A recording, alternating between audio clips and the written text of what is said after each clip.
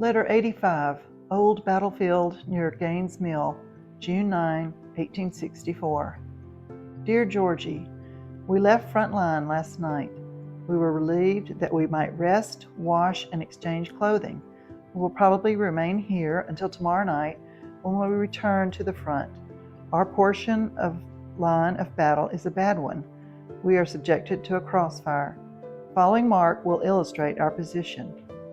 The angle or curve of the line is our position. Our position is not 200 yards from the enemy's line of battle or rifle pits of sharpshooters. At one point are not 40 yards apart. When at our position, we are unable to risk it to go after water without risking loss of life. Consequently, we furnish ourselves with a supply of water during nights, and those who are wounded must lie in trench without surgical attention until darkness obscures his being carried off. Ralph was wounded half after 6 o'clock in the morning and remained in trench until 8 o'clock at night.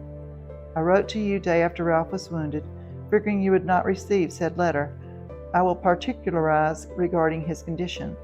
He was in active shooting when he was wounded. Balls struck side of his gun, by which it was cut into several pieces, wounding him in the face in a number of places, severest of which is in his nose, between his eyes.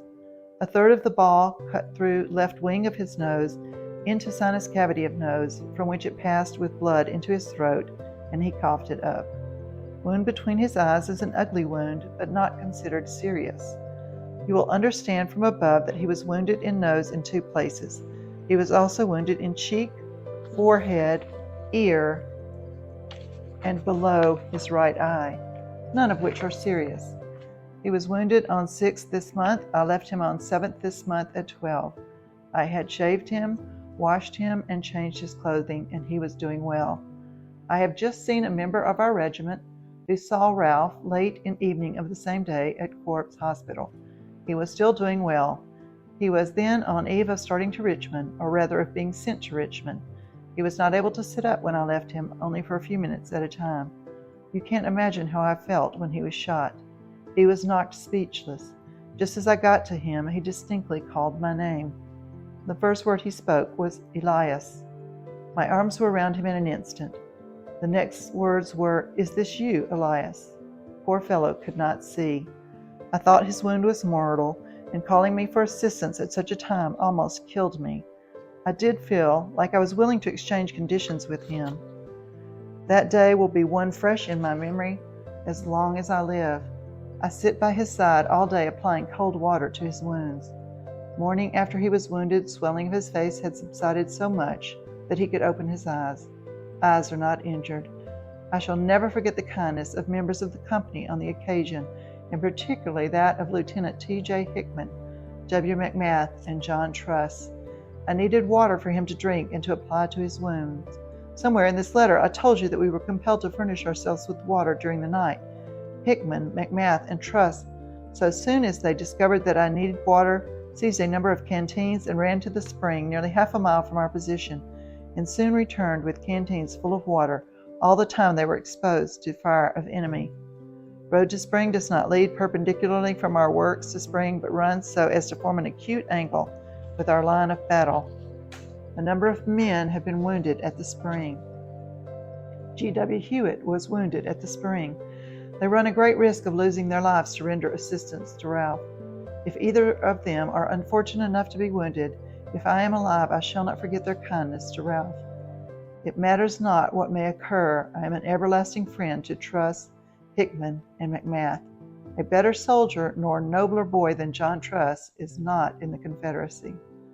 John and Milton Truss are members of sharpshooters of our regiment. Both are good soldiers. I am now on ground that we charged over in '62 in Gaines Mill battle, where we slept on second night after our fight.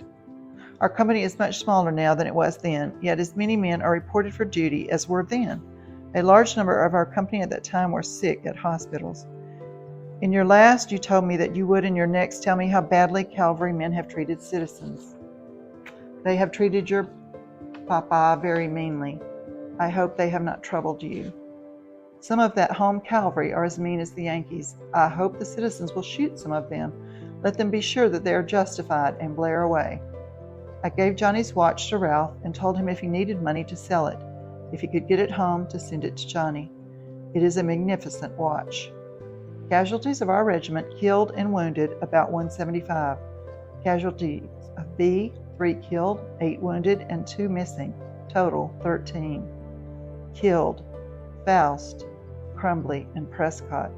Severely wounded: 3 Hewitts, Boulain, Minyard, Bell, and Ralph. Slightly J.B. Martin in hand. Hask and McCombs missing. I am satisfied Haskett was killed and am satisfied that McCombs is a prisoner.